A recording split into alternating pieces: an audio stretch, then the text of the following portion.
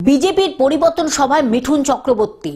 অনুষ্ঠিত এই সভায় প্রধান অতিথি হিসাবে উপস্থিত ছিলেন বিজেপি নেতা ও অভিনেতা মিঠুন চক্রবর্তী। স্থানীয় বিজেপি নেতৃত্বের উদ্যোগে আয়োজিত এই সভাকে কেন্দ্র করে সার্কাস ময়দানে কয়েক হাজার মানুষের সমাগম ঘটে। বিকেল প্রায় 4টে নাগাদ মিঠুন চক্রবর্তী সভাস্থলে পৌঁছান। এই কর্মসূচিতে আরও উপস্থিত ছিলেন হুগলি জেলা বিজেপির সভাপতি গৌতম চ্যাটার্জি, রাজ্য বিজেপির সম্পাদক দীপাঞ্জন গুহ, হুগলি জেলা বিজেপির সহ সভাপতি গোপাল উপাধ্যায়, সাধারণ সম্পাদক সুরেশ সাউ সহ শহর ও স্থানীয় স্তরে একাধিক বিজেপি নেতা কর্মী।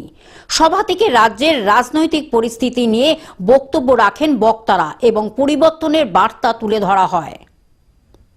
তাহলে কি ভেবেছেন 1000 টাকায় আপনার এত কিছু হয়ে যাচ্ছে?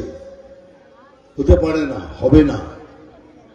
তাই দয়া করে সবাই মিলে একসাথে মাঠ ছাতা নিচে এসে এবারে সংকল্প নিন, এই সরকারকে আমরা তাড়াবো তাড়াবো তাড়াবো।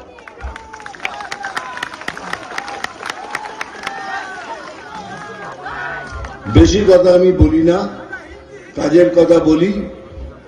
এবার কাজের কথা শেষ, এবার ডায়লগ বলবো।